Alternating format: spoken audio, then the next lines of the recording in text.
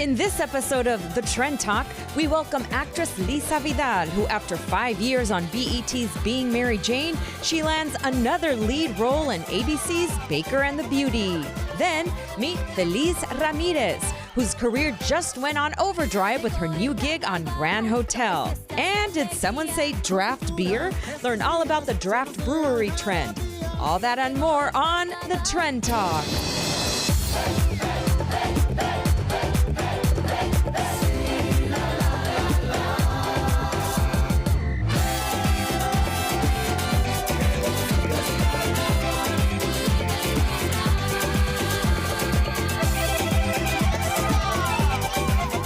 Welcome to the Trend Talk, and because we're a trending topic show, I want to talk about one of the biggest trending Latinos, the most iconic, if I dare say, in the industry. Who do you think I'm talking about?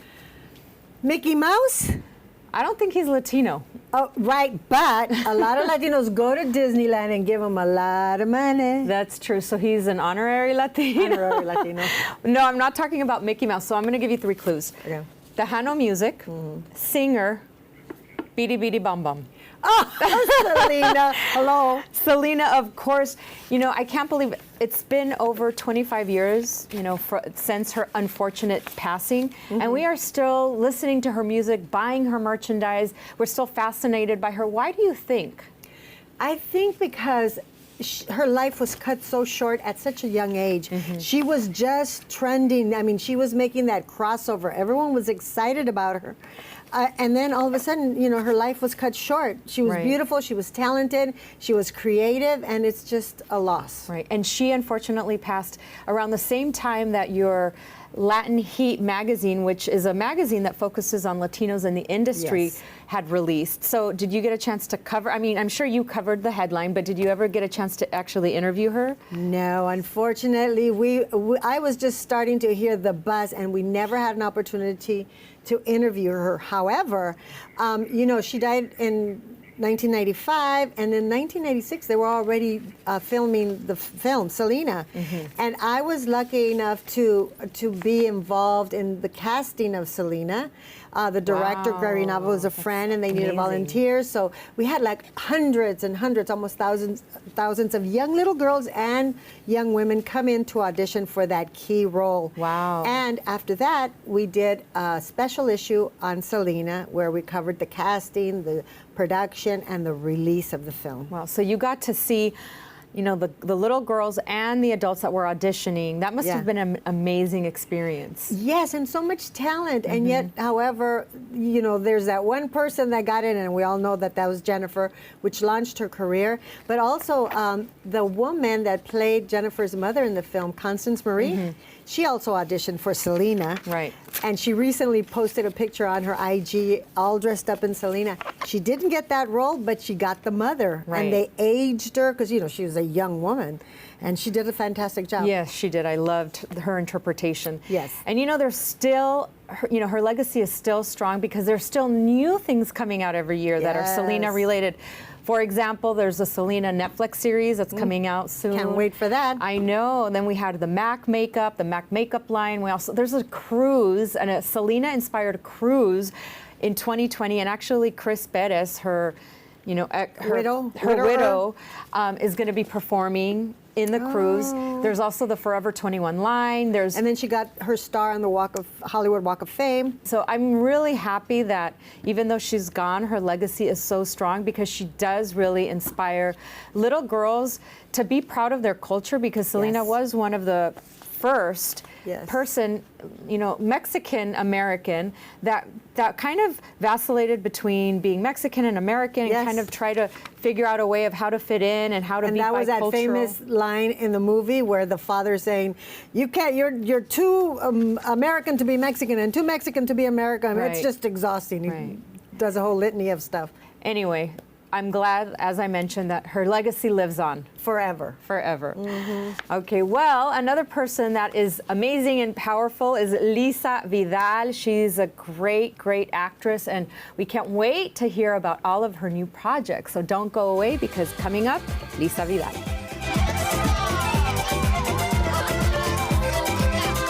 So, yeah, I was diagnosed with cancer 3 years ago, as well as my middle sister. We were diagnosed 2 weeks apart, and it was like the whole world stopped. Ya llegó el carnaval, mucha gente nos visita. Desde lejos.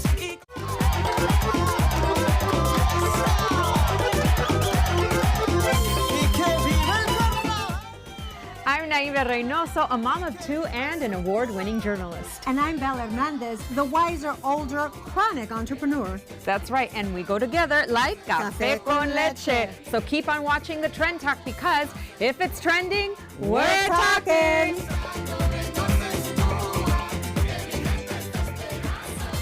And follow us on social media.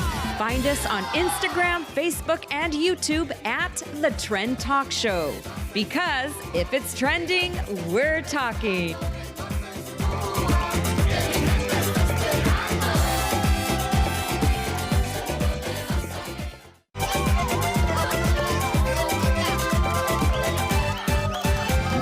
So proud of you. What about Gumbel's people? Are they coming? Oh, they sure are. Big things are gonna happen for us, Papi. And we just finished watching the wonderfully talented Lisa Vidal. Thanks for being here. Thank you for having me. Thank you for having me. Always looking fabulous. Yes. I want to ask, because Thank I you. stalked your Instagram and you are very stylish. So do you have a stylist or do you just have really good taste? Well, thank you. A little bit of both, actually. I've always loved fashion since I was a kid, so I was always into, putting things together, and all my money would go to like clothes and makeup when I was working as a young person. But I also have a few stylists that I work with from time to time. And speaking of Instagram, I was so happy when I saw that you said proud Latina on there. Talk to us about why you're so proud of being Latina. I come from a family of some pretty proud, empowering women. My mom, my aunts, even my cousins. They very were badass supportive. before the word was badass. popular. Look, my grandmother had a truck in front of the welfare building, and it was her own business. She'd be like, "Dame una chuleta por ahí." She was a businesswoman, and and then on my dad's side, I have attorneys, judges, lawyers, we're business women, and just always empowering, leading with a lot of love. Yes. And we are just proud people, And those are the roles that hardly would ever be seen about Latinos. But now there's roles That's that right. you are doing. So, for example, in Being Mary Jane, that was a powerful role. And I love that you were the First Lady of the United States in the event. Right. So you've Thank had you. a diverse career, or you still are doing so many amazing roles. What are the favorite types of roles you like to play? I love to, for the most part, play Latina women in a positive light. Strong, intelligent, passionate. I think that we've seen the negative stereotype long enough, and I came to a point in my career where I was like, I don't want to do that anymore. That's all that's available to me. If that's all that's available to me, then I don't want to be an actress. And that was a choice that you made in selecting what roles you would do? Correct. That's From wonderful. a very young age. I remember there was one last audition, and then I said, I don't want to play a prostitute anymore, so don't send me in for that. Yeah. And talking about powerful roles is Being Mary Jane, which is about what we do. Yeah. It's behind Produce the the scenes, it's show. producing the show, and it's so awesome. It was an African American and yourself who were basically running the show. Yeah. And so talk to us about that, and did you get any response from women who were in those positions? Do you think it even made a little dent in the minds of the male, white, Caucasian powers that be?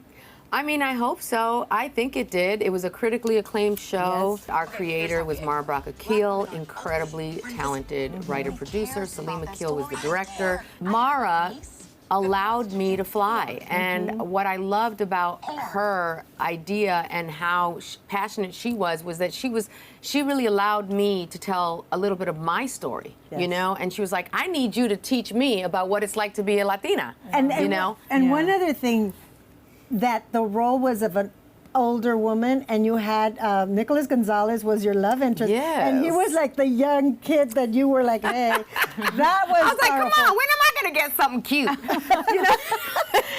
And I was like, Nick, Come over here. Put that thong on, puppy.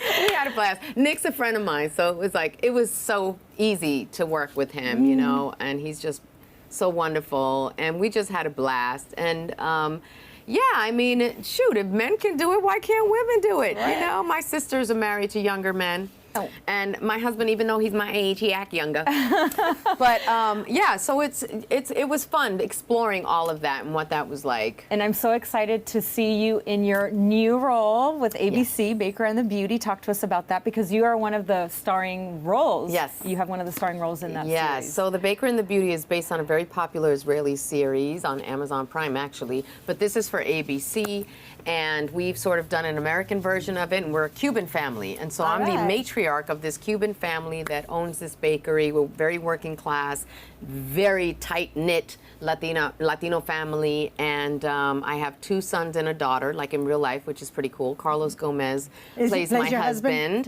Victor Rasuk plays my son. David Del Rio plays my other son. Belisa Escobedo plays my daughter. Wow. And then so my oldest son falls in love with this celebrity played by Nat Kelly, and Michelle Ventimiglia is in it.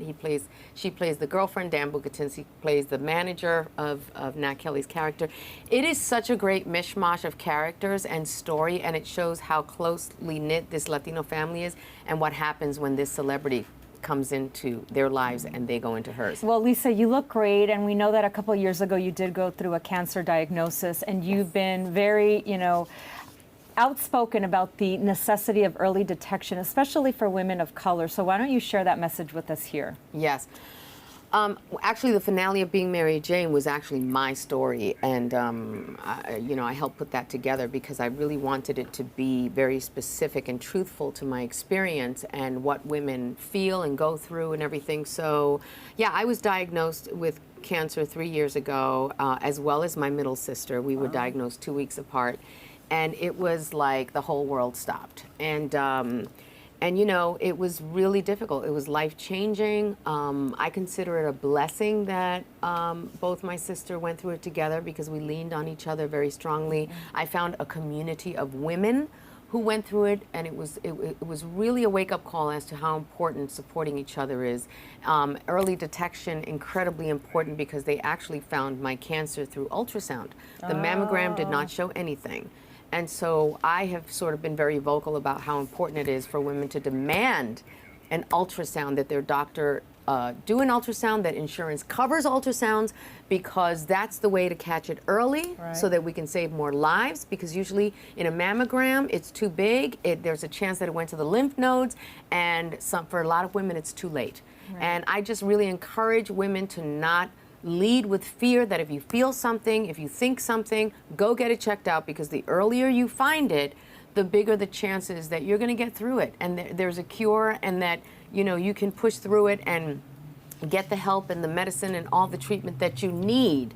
And don't run away from it. Don't hide from it. I feel like women of color, it's very secretive. We don't talk about it. We don't touch ourselves. We need to touch ourselves. We need to feel everything. We need to talk about it, and not be afraid. Not keep it to yourself, Beautiful but message. be active, be an advocate for your own body. That's very, very important. And as scary as it is, to lean on the positive and the faith, I have a lot of faith in God, and I just am thankful and grateful, because I feel like whatever it is the reason that I went through this, I can share. I can talk about it. I can help maybe in whatever way, using my platform. So. Well, thank you for that. Yes, thank you so much. You're welcome. And let's watch Baker and the Beauty. Yes. On ABC. Yes, on ABC. We start shooting in October. Okay, so. wonderful. Yeah. Awesome. Okay, thanks again. My pleasure. We'll Thank be you. right back with a lot more here on the Trend Talk.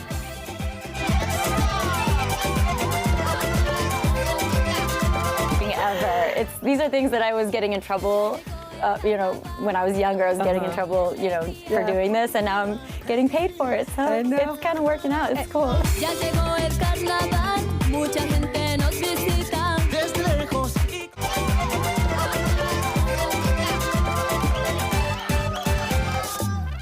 Beautiful and self-absorbed. At least that's the premise for the character of our next guest, who is in Grand Hotel, the new ABC series coming up. But we're going to get to know the real actress behind the role, and that is Felice Ramirez, and we want to welcome her to the Trend Talk. Thank you. Thank you so much for having me. I'm really excited to be here. I love your name, Feliz, because we know that in Spanish that means happy. It does. Is there a story behind that name? Yes, actually. Well, my full name is Feliz Esperanza Ramirez. Beautiful. Happy Hope. And my dad actually named me, so I'm one of 8 kids. And I'm the first daughter of my family, and there's 4 boys and 4 girls. When my mom was pregnant with me, they were in the, when she was about to deliver, my dad had said that he wanted his first daughter to be named Feliz. And he basically took charge of my name. So yeah, she was like, he said that he wanted it, and I just said, okay, I'm gonna let it, you know. Well, it's unique and beautiful. Yes. Thank you. When I was younger, I really disliked it in school because everybody would call me Felix because they would think the Z would be a typo. Right. So doctors, school teachers, everybody would call me that, and I would get embarrassed. And then when I got older, of course, I realized how beautiful this name is, and I loved it. So I love it so much. And you grew up in San Antonio, Texas, right? But then you moved to New York, and you've done modeling, you did theater, you've pretty much paid your dues, right? Talk to us about that. Yeah. Yeah, it was a lot. It was a lot. So I lived in New York for 8 years, and I got a full ride scholarship, athletic scholarship to play volleyball in college. Nice. So you're a full athlete. I mean, I'm an athlete. I still am an athlete. I still play beach volleyball in Manhattan Beach. That's why you live in Manhattan Beach. Yeah, so you can play. that's what hooked me. That's what hooked me.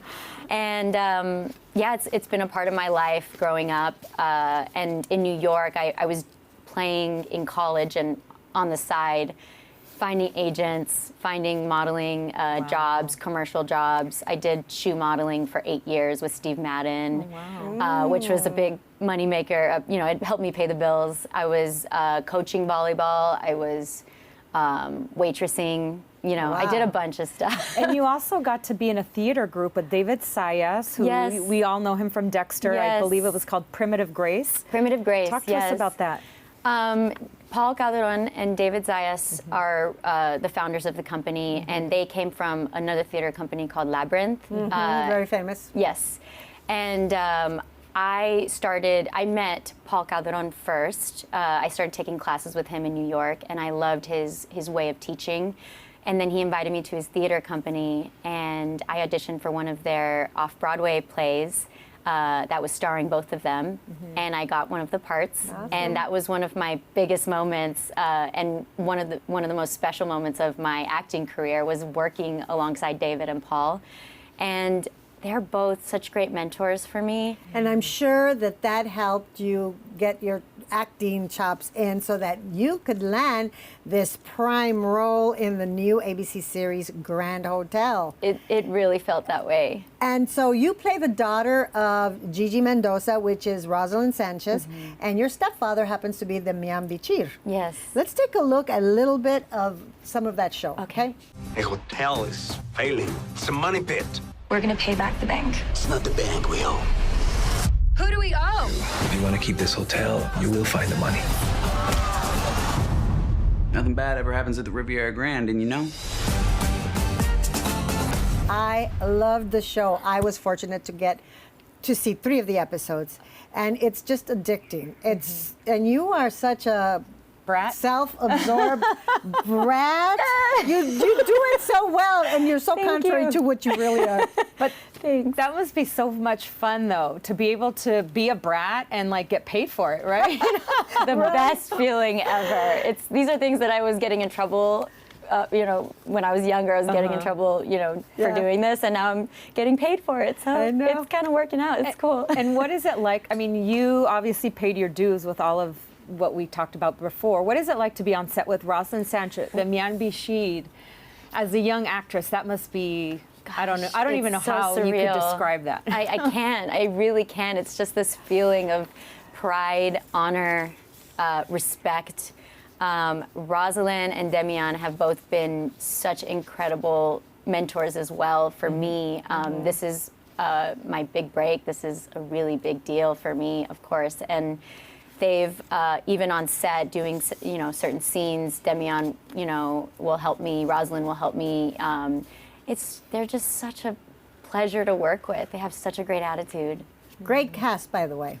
That you Everybody. Have. And it's a must tune in. Yeah. Definitely. And I'm all really Latino excited. cast, pretty much, right? And yes. then the creator is Latino? And rich Latinos.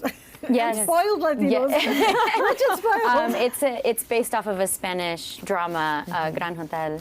And it's really cool to see, the similarities, but also that we have our own take on it and our own story as well. And executive produced by Eva Longoria. Eva Longoria, yes. Who also Eva, plays the dead mom. She does, Yes. yes. And she's, she comes in there in flashbacks as well. She directed our one of our episodes, which was such a cool experience working with Eva and having her, help me out with scenes and things like that. I just love that we are both growing up from the same culture and the same lifestyle. Well, congratulations on the role. We're so excited to see it begin. And everyone, please catch Felice Ramirez on Grand Hotel and Demian Bichir and Roselyn Sanchez. Yes. So many talented actors. So thank you so much. Thank you for having me. We will be right back. And when we come back, we're going to talk about this new trend of craft beer. So don't go away. We'll be right back.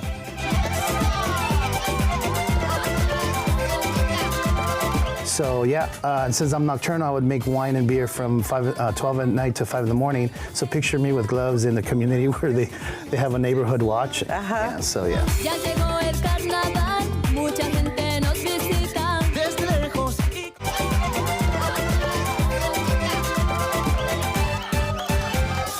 Welcome back to the Trend Talk, and now we're going to go with Rev Winery. They're an urban boutique winery that produces organic wines and craft brews. And I had the pleasure of interviewing Edward Romero, who is an owner of Rev Winery, but he also crafts his own beer. Watch. Welcome, Edward. Thanks for having me. Oh, this is exciting. I know someone who makes wine, but how do you go about making wine? If you don't know anything, how do you do You that? Google it. You Google it. Okay, that's interesting. Yep. Yes, Google. Thank God for Google. So tell me about that. And now you also do the wine, which you call it, it's organic, correct? You use organic products? Our main focus is to make organic products. Obviously, there's some products that you can't get a hold of 100% organic, but we strive on getting organic malts, hops, and everything else. You told me a cute story about when you started making wine and you started making it in your house and then the police came to look. Oh, yeah. California has a law, I didn't know this, but California has a law that you can't have more than 200 gallons at home with a husband and wife situation, or two people in one household, legally. So and since I'm nocturnal, I would make wine and beer from 12 at night to 5 in the morning. So picture me with gloves in the community where they have a neighborhood watch. Yeah, so it pretty much. That's so interesting. And I've been to your brewery because it's a place where you serve your craft beer. It's a tasting room. It's called the Rev Tasting Room. Yep. And you serve the craft beer and you serve the wine. And it's become very, very popular because you also hold events there. Tell us about those events. Yeah, we have many type of events. One of my favorites is obviously the last Sunday of the month. It's the Vegan Festival. So we bring in like 20 food vendors that create dishes with jackfruit. I mean, they're making sushi, pozole. They're making everything with vegan. Vegan, yeah. And tell me about the flavors, because the flavors are amazing. So our main focus is giving it the Latino flair. We grew up drinking Pancho Pantera, so we have a beer called Chocomil. So it's a stout, and it's got the flavor of Chocomil. Then we make mole stouts. We actually use mole poblano and make a mole stout. And this is for your beer?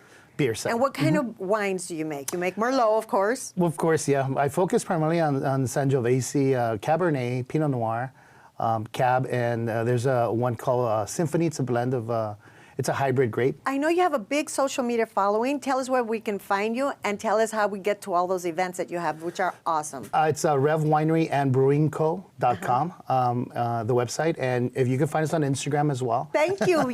Thank you for being on the Trend Talk because, if it's trending, We're right? talking. Yes, we are. And it was great talking to you. Cheers. Craft breweries are popping up all over LA, and you know what? That's a trend I can get used to. Cheers to that. We'll be right back after the break.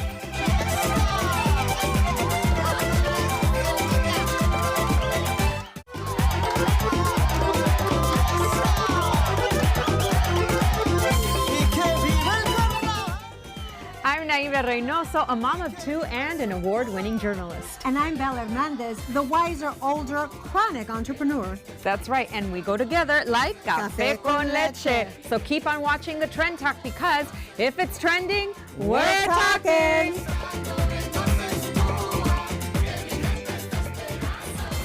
And follow us on social media. Find us on Instagram, Facebook, and YouTube at The Trend Talk Show. Because if it's trending, we're talking.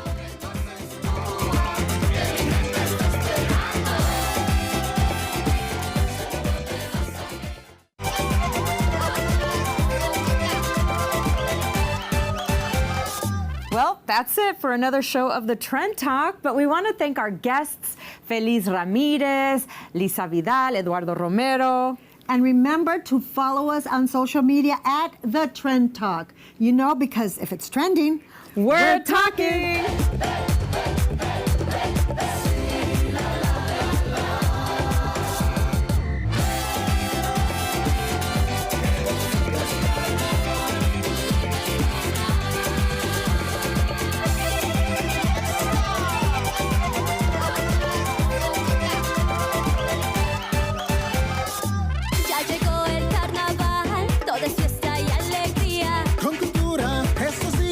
Llenos de algarabía. Ya llegó